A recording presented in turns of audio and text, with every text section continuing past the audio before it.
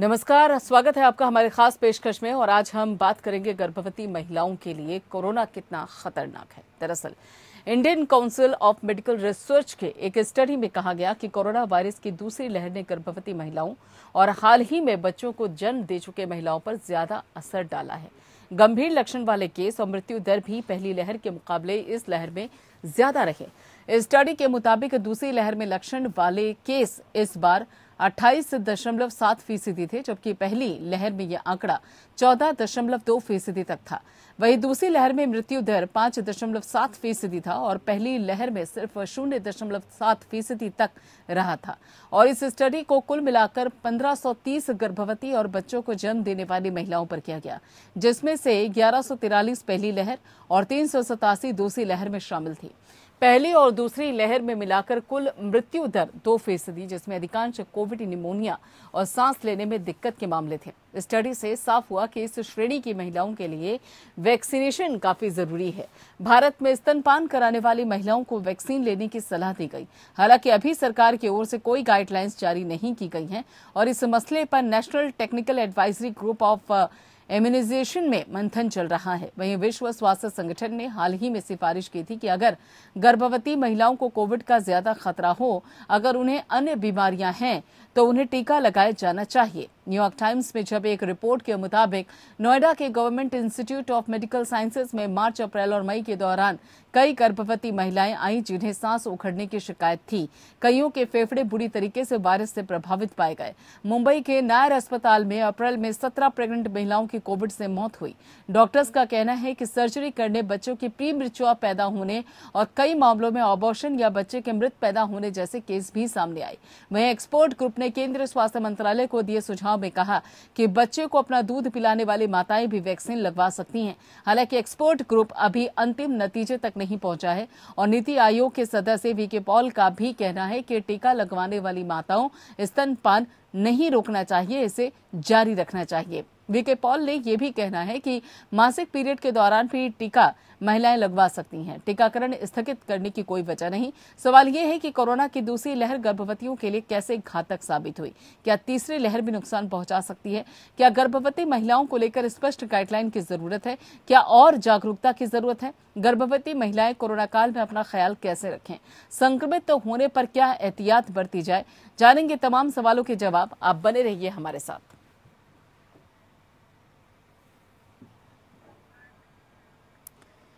तो यहाँ पर आपको बता दें कि दूसरी लहर भी बताया जा रहा है कि गर्भवती महिलाओं के लिए काफी खतरनाक साबित हुई है और तीसरी लहर को लेकर भी अंदेशा जताया जा रहा है कि तीसरी लहर भी गर्भवती महिलाओं के लिए खतरनाक हो सकती है। Indian council of medical research ICMR के एक स्टडी के मुताबिक कोरोना वायरस की दूसरी लहर ने गर्भवती महिलाओं और हाल ही में बच्चों को जन्म दे चुकी महिलाओं पर ज्यादा असर डाला है। गंभीर लक्षण वाले केस और मृत्यु दर भी पहली लहर के मुकाबले इस बार ज्यादा देखने को मिली। और इस स्टडी में गर्भवती और बच्चों को जन्म दे चुकी महिलाओं के मामले की पहली और दूसरी लहर की अगर तुलना की जाए तो उसमें यह बताया गया है कि दूसरी लहर में लक्षण वाले केस इस बार ज्यादा थे, जो कि 28.7% थे, जबकि पहली लहर में यह आंकड़ा 14.2% तक था। वहीं दूसरी लहर में मृत्यु दर 5.7% और पहली लहर में सिर्फ 0.7% तक रहा था। इस स्टडी को कुल मिलाकर 1530 गर्भवती और बच्चों को जन्म देने वाली महिलाओं पर किया गया, जिसमें से 1143 पहली लहर, 387 दूसरी लहर में शामिल थी। वहीं पहली और दूसरी लहर में मिलाकर कुल मृत्यु दर 2% था, जिसमें अधिकांश कोविड, निमोनिया और सांस लेने में दिक्कत के मामले थे। स्टडी से साफ हुआ कि इस श्रेणी की महिलाओं के लिए वैक्सीनेशन काफी जरूरी है।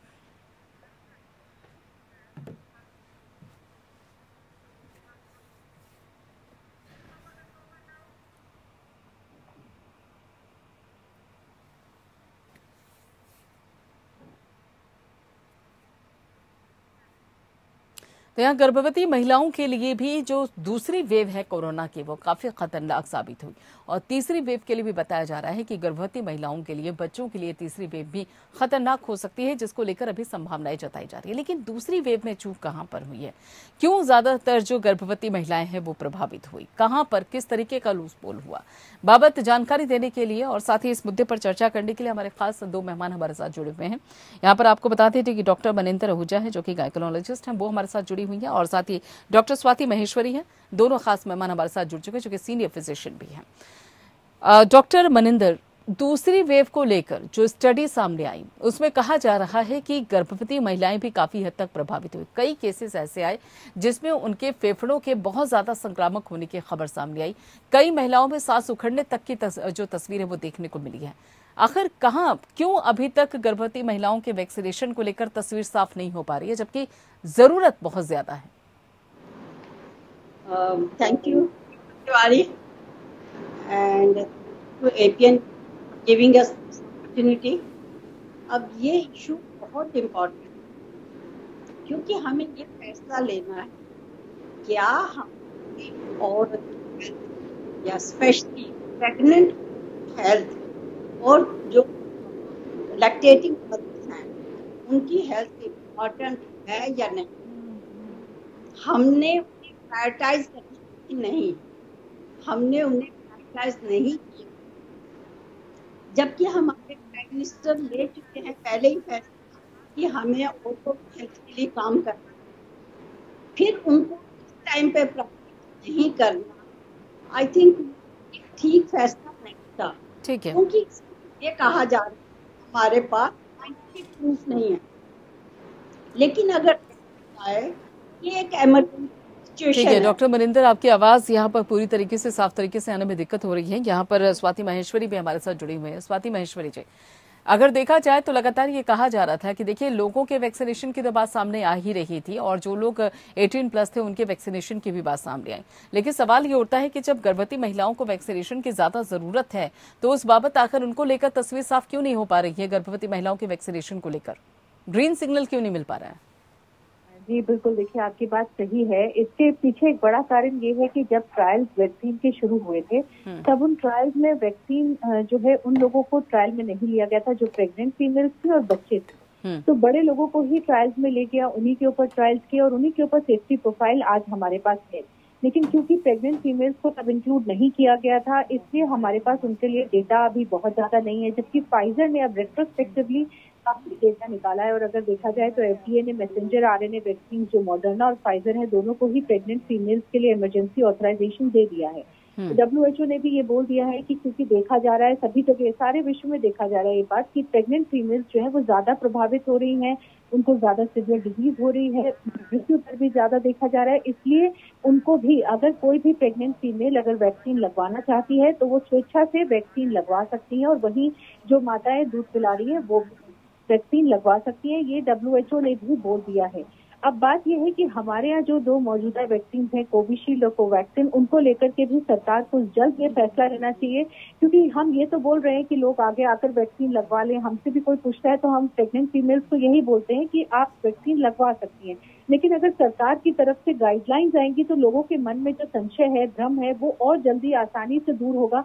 इसलिए सरकार को भी इसके ऊपर जल्दी फैसला लेना चाहिए, क्योंकि खासतौर से ऐसी प्रेग्नेंट फीमेल जिनके की उम्र 35 साल से ज्यादा है, जिनका जो मोटापा है, जिनको यानी कि BMI जिनका 25 से ज्यादा है, या जिनको पहले से ब्लड प्रेशर, डायबिटीज या कोई और लंबी बीमारी चली है, इस तरह की जो प्रेग्नेंट फीमेल्स हैं उनमें संभावनाएं और भी ज्यादा है कि वो तीव्र बीमारी से ग्रसित हो सकती हैं।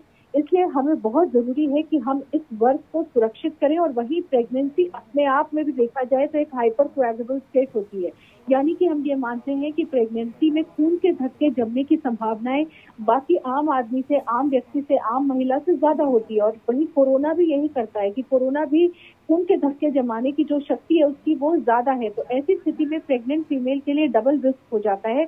इसलिए बहुत जरूरी है कि हम प्रेग्नेंट फीमेल्स को अपने वैक्सीन की सुविधा दें, उनको प्राथमिकता पर लेकर के आए। और सरकार के लिए जरूरी है कि इस आंकड़े को जल्द से जल्द देखा जाए कि हमारे यहाँ जो मौजूदा वैक्सीन हैं, क्या हम कोई ब्रिज ट्रायल कर सकते हैं, जिस तरह से बच्चों के लिए अभी ट्रायल शुरू हो चुके हैं ऑलरेडी, क्या हम इस तरह का कोई छोटा ट्रायल प्रेग्नेंट फीमेल्स पर कर सकते हैं, या जो फाइजर वगैरह ऑलरेडी ट्रायल्स इस वक्त प्रेग्नेंट फीमेल्स पे कर रहे हैं और जिसका डेटा भी वो रिलीज कर रहे हैं, क्या हम उसके बिना पर अपने यहाँ की वैक्सीन को जो है बेनिफिट टू रिस्क रेशियो को देखते हुए उनको हम ये गाइडलाइंस में शामिल कर सकते हैं कि हाँ, प्रेग्नेंट फीमेल्स और जो माताएं दूध पिला रही है उनको वैक्सीन आगे आकर के ले और सुरक्षित करें। और वहीं देखिए ये भी तय हो गया है कि ऐसा कुछ भी नहीं है कि अभी तक देखा जाए तो ऐसा बच्चे पैदा नहीं हुए हैं जिनको माओ को कोविड थी और वही बच्चों में कोविड मिला, ऐसा अभी तक नहीं हुआ है। तो वर्टिकल ट्रांसमिशन अभी तक नहीं देखा जा रहा है कोविड का, ये भी अपने आप में एक बहुत अच्छी बात है। और इसलिए अगर हम माताओं को जल्दी से वैक्सीन दे दें तो एंटीबॉडीज जो माँ के शरीर में बनेगी वो नवजात शिशु में भी जाएंगी, उसको भी सुरक्षित करेंगी। और इसीलिए ये भी देखा गया है कि जो माताएं दूध पिलाती हैं उनके दूध में भी ये एंटीबॉडीज रिलीज होती हैं। तो अगर माँ को वैक्सीन लगी है तो उसके दूध में वो एंटीबॉडीज आती हैं जो कि स्वाभाविक तौर से बच्चे के लिए भी बहुत अच्छी हैं, शिशु के लिए भी बहुत अच्छी हैं। तो दोनों के लिए ये एक विन विन सिचुएशन हो जाए। आखिर जिन महिलाओं के साथ ये समस्या है, जिनको कोविड हो गया है, तो ऐसे में बच्चे पे कितना असर पड़ता है और खास तौर पर उन्हें एहतियात किस तरीके की बरतनी चाहिए और कितना सुरक्षित है ये वैक्सीन गर्भवती महिलाओं के लिए? देखिए, जहाँ तक सुरक्षा की सवाल आती है, आवाज ठीक है मेरी? जी बिल्कुल। तो जहाँ तक सुरक्षा की सवाल आ रही है, ये पूरे वर्ल्ड में चेक हो चुका है कि ये वैक्सीन सेफ है। सिर्फ एक ब्राजील में रेयर इंसिडेंट हुआ था और रेयर इंसिडेंट होते हैं ना, उनको नहीं लिया जाता जब हम लोग ये देते हैं कि फायदा कितना है और नुकसान कितना है। हमने नुकसान देख लिया है कि औरतें ज्यादा बीमार हुई हैं, उन्हें वेंटिलेशन की जरूरत पड़ी है, ज्यादा एडमिशन की जरूरत पड़ी है, उनकी डेथ भी ज्यादा हुई है। ये हम लोगों ने पहले ही ऑब्जर्वेशन स्टडीज में देख लिया था। लेकिन अब ये ICMR की स्टडी में दिया, स्पेशली वो औरतें, गर्भवती महिलाएं जिनको पहले ही ओबेसिटी है, डायबिटीज है, हाइपरटेंशन है, किडनी डिजीज है, उन महिलाओं को तो खास करके और भी रिस्क बढ़ जाता है कोरोना का। उन लोगों को तो जरूर देना चाहिए और लैक्टेशन वाली लेडीज को भी देना चाहिए। आई थिंक गवर्नमेंट को ये वार्म फूडिंग से लेके प्रेग्नेंट और लैक्टेटिंग मदर्स के लिए वैक्सीनेशन करना चाहिए, क्योंकि मदर्स को वैक्सीनेशन करने से थोड़ी बहुत इम्यूनिटी जो है वो बच्चों में भी पाई गई है। तो हम लोग नेक्स्ट जनरेशन से भी प्रोटेक्ट करेंगे।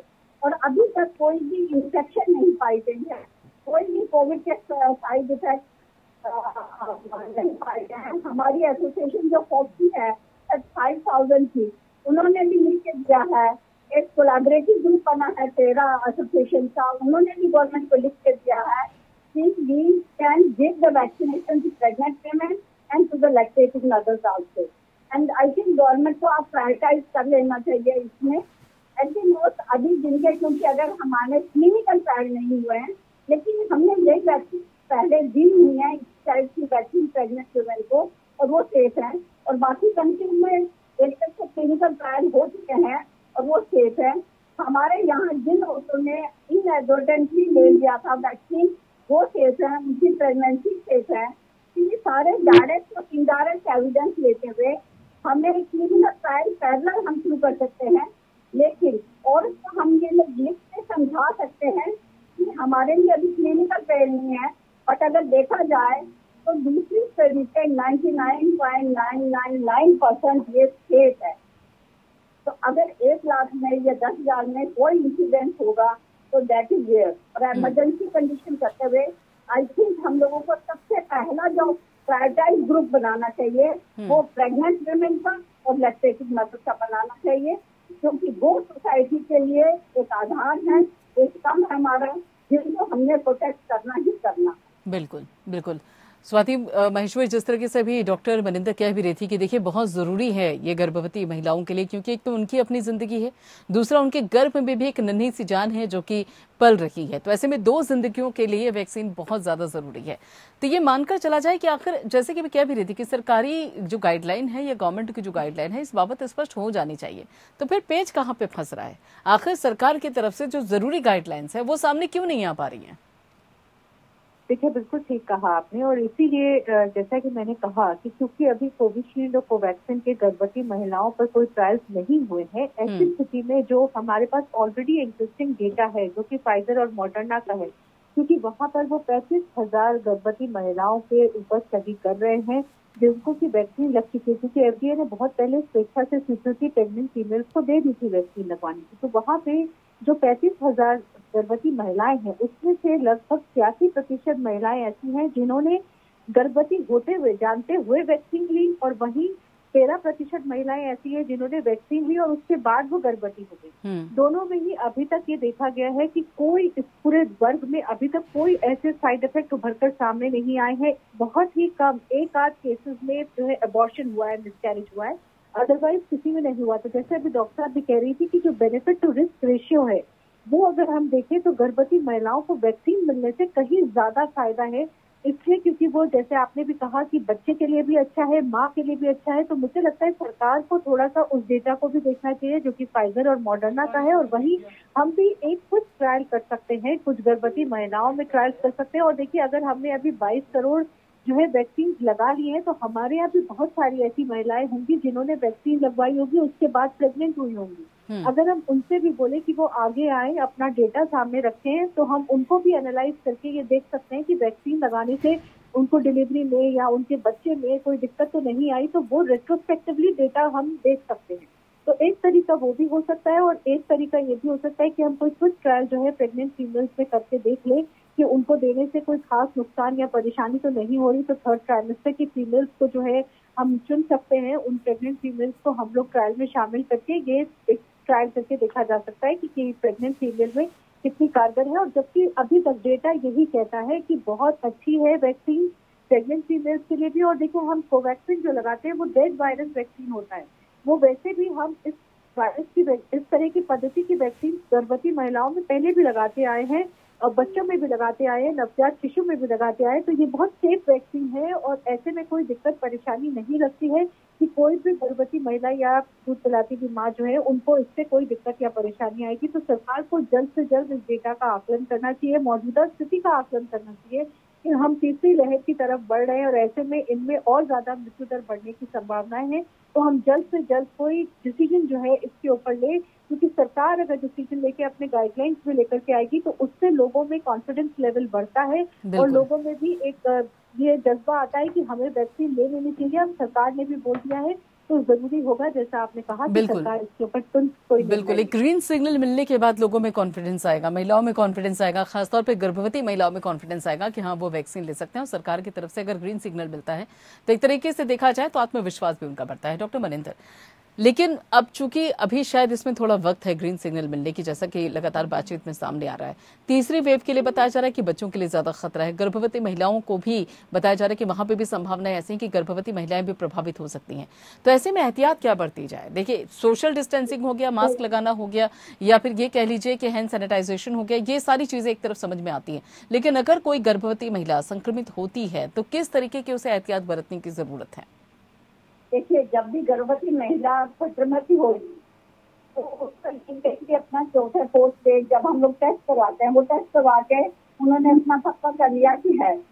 तो अगर हम लोग इन लोगों को, जिन लोगों को पहले ही कोई प्रॉब्लम है, डायबिटीज, हाइपरटेंशन, जैसे मैंने कहा था, किडनी डिजीज है, ओबेसिटी है, शुगर है, उन लोगों को एडमिशन जल्दी दे देना चाहिए हॉस्पिटल में। उनको घर में ऑब्जर्वेशन के लिए नहीं रहना चाहिए, और जहाँ ही ऑक्सीजन के लेवल नीचे जाते हैं उन्हें इमीडिएटली एडमिशन करवा लेना चाहिए। और हॉस्पिटल में गर्भवती महिलाओं की एडमिशन प्रायोरिटी के ऊपर होनी चाहिए।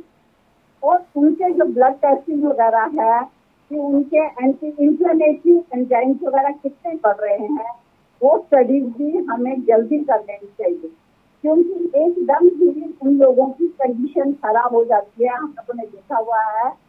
इसके साथ हमें गर्भवती महिलाओं को ये बताना चाहिए, उन्हें अपनी एक्सरसाइज डाइट ये बिल्कुल अच्छी रखनी चाहिए। एक्सरसाइज के बारे में स्पेशली हमें है कि अगर हो भी जाता है तो उसमें बेड रेस्ट नहीं है, आपको चलते फिरते रहना चाहिए। अगर आप एसिम्प्टोमेटिक हैं, वेंटिलेटेड रूम में रहिए, और घर में किसी को हो गया तो आप उनसे बिल्कुल अपने आप को आइसोलेट कर लीजिए, अपने बर्तन अलग कर लीजिए, और बाकी मास्क वगैरह तो वो रेगुलर आप यूज कीजिए।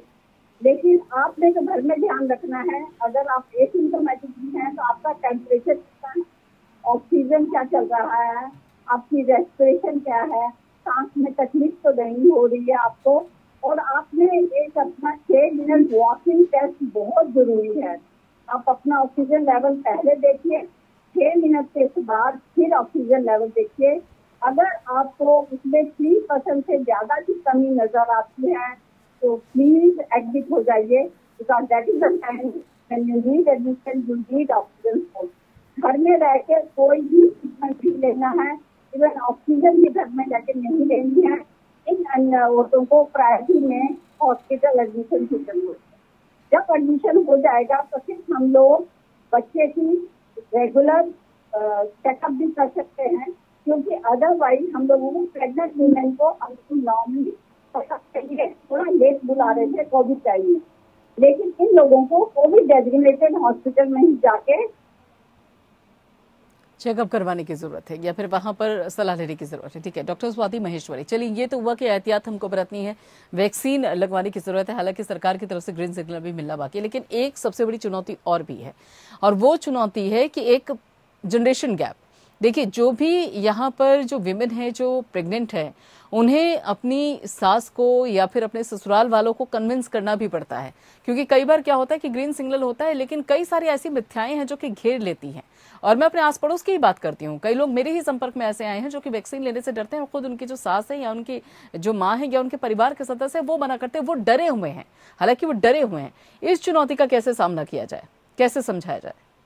बहुत ही प्रैक्टिकल बात आपने करी है, और ये हम लोग समाज में बहुत ज्यादा देखते हैं कि कोई भी गर्भवती महिला जो है वो कोई भी निर्णय अपने आप से नहीं ले सकती, उसके घर के परिवार के बाकी लोगों की भी रजामंदी उसमें होनी जरूरी होती है, और तभी वो कुछ इस तरह का कदम उठा सकती है। इसलिए सरकार को भी जरूरी है कि गाइडलाइंस बनाए, ताकि वो गाइडलाइंस जो है एक स्तंभ बने, बाकी समाज के लोगों को भी ये बात पता चले कि सरकार की गाइडलाइंस आ चुकी हैं इसके ऊपर। दूसरा, सरकार को और ज्यादा अवेयरनेस कैंपेन भी करने की जरूरत होगी, लोगों को इस बात को समझाने की जरूरत होगी कि गर्भवती महिलाओं में हमारी वैक्सीन सेफ है, उनको देने से उनको भी अच्छा होगा, उनके बच्चे के लिए भी अच्छा होगा।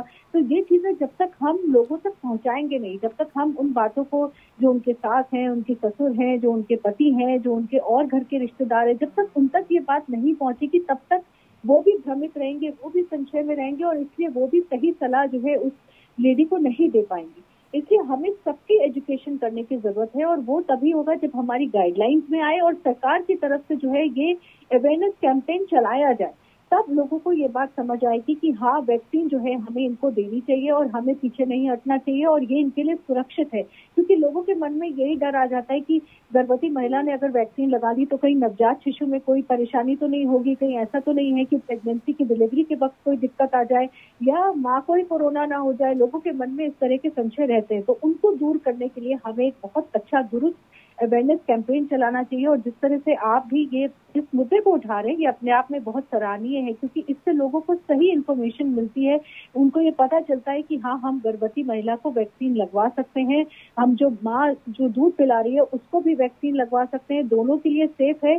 तो इसको मुझे लेकर, जैसा आपने कहा, सरकार को भी आगे आना पड़ेगा, कदम उठाना पड़ेगा इस तरफ, ताकि लोगों में जो ये भ्रम है वो दूर हो सके और लोग जल्द से जल्द आगे आकर के इस वर्ग को सुरक्षित करें। क्योंकि न केवल माँ के पेट में बच्चा है, बहुत सारी गर्भवती महिलाएं ऐसी भी है जिनके 2-3 साल के बच्चे भी होते हैं जी। तो आप 2-3 साल के बच्चे हैं, एक बच्चा आपके पेट में, और अगर ऐसे में माँ की मृत्यु हो जाए तो पूरा परिवार छिन्न भिन्न हो जाता है, उन बच्चों का भविष्य जो है बहुत गर्दिश में चला जाता है। इसलिए बहुत जरूरी है कि इस वर्ग के लिए जो है हम लोग प्रोएक्टिवली होकर, बिल्कुल इस वर्ग के लिए बहुत ही गंभीरता के साथ सोचा जाए और इस विषय को लेकर बहुत ही गंभीरता के साथ विचार किया जाए और फैसला लिया जाए। बहुत बहुत शुक्रिया डॉक्टर मनिंदर, डॉक्टर स्वाति, आप दोनों का जुड़ने के लिए और ये आवश्यक जानकारी हमारे दर्शकों तक उपलब्ध करवाने के लिए। फिलहाल इतना ही, बाकी खबरों के लिए आप जुड़े रहिए एपीएन के साथ।